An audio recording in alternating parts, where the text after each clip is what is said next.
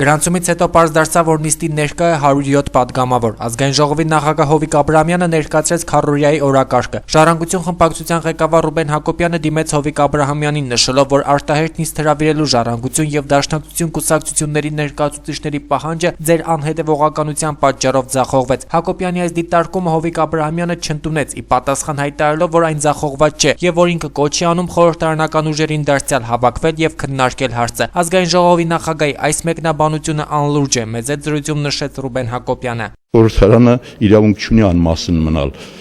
այս իրավիճակից, պետք է քննարկի դա եւ ցավալի է, որ իսկապես գործադիր իշխանությունը թաքցնում է խորհրդարանին, թույլ չի տալիս, որպեսզի իրականացնի իր կարևորագույն գործառույթը։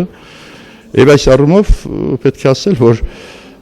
որևէ տրամաբանության չի դիմանում այն փաստարկը, թե ինչու մեծամասնությունը հայտարարում է արտահերթ նիստ հրավիրելու մասին, այնուհետև ինքն իսկ ձախողում է այդ նիստի հրավիրումը։ Նիստի ժամանակ վարման կարգով ելույթի իրավունք խնդրեց Ժառանգության ներկայացուցիչ Զարուհի Փոստանջյանը։ Վերջինս փորձեց ընթերցել Ռաֆի Հովհաննիսյանին ուղղված նամակը։ Ազգային ժողովի փոխնախագահ Էդուարդ Շարմազանովը ընդհատեց Փոստանջյանին, քանի որ ըստ նրա նամակի բովանդակությունը օրակարգի հետ կապ չունի։ Զարուհի Փոստանջյանը դիմեց Հովիկ Աբրահամյանին, նշելով, որ գործողությունները օրինական չեն։ Պարոն Աբրահամյան, ինձ կարող եք բացատրել, ով է որոշում ինչպիսի վարման կարգի վերաբերյալ մենք հայտարարություններ անենք եւ դուք կանխակալ ինչպես եք գնահատական տալիս մեր հայտարարություններին։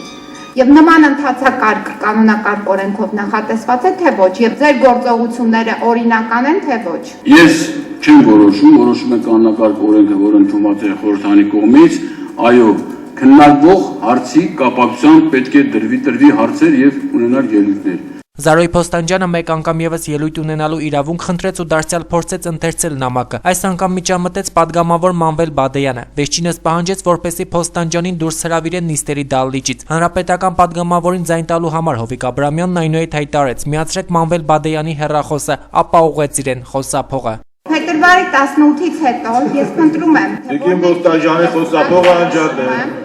Խոսափողը անջատել։ Արայ Բադյանի հեռախոսը միացրեք, նա հեռախոսը խոսափողը։ Ապահովել մեր բնականոն աշխատանքը եւ դուրս բերել ելույթ ունեցողին դահլիճից։ Դա ձեր պարտականությունն է։ Եթե դուք իրան դուրս չբերեք, ես դուրս կգամ։ Ազգային ժողովի նիստերի դահլիճում կատարվածը падգամավորները մեկնաբանել չցանկացան։ Ըստ Բարգավաճ Հայաստան կուսակցության падգամավոր Արագած Ախոյանի դա սովորական երևույթ է։ Նման միջադեպերի ականատես ինքը բազմիցս է եղել։ Իսկ հանրապետական խմբակցության քարտուղար Հովհաննես Սահակյանից փորձեցինք ճշտել, թե ինչպես կմեկնաբանի իր կուսակից ընկերոջ պահանջը։ Նշեց, որ իրավունքն է, որպես նիստը նորմալ անցնի եւ ապահովեն այդ, այսպես ասած, նորմալ պայմանները եւ հորդորեց նաեւ առաջարկեց, որպես ազգային ժողովի նախագահ օգտվի այն իր իրավունքից, որ նաեւ եթե խանգարում են նիստը, նաեւ ինչ չէ հեռացնել դահլիճից, այսպես ասեմ։ Չեմ ուզում մեկնաբանել։ Երևի կանոնակարգին ուրեմն դեմ էր, հա, կանոնակարգի եւ դրա համար ազգային ժողովի նախագահն ստիպված եղավ նման որոշում կայացնել, երևի չէր անպատասխանում, ասենք կոնկրետ հարցին վերաբերող։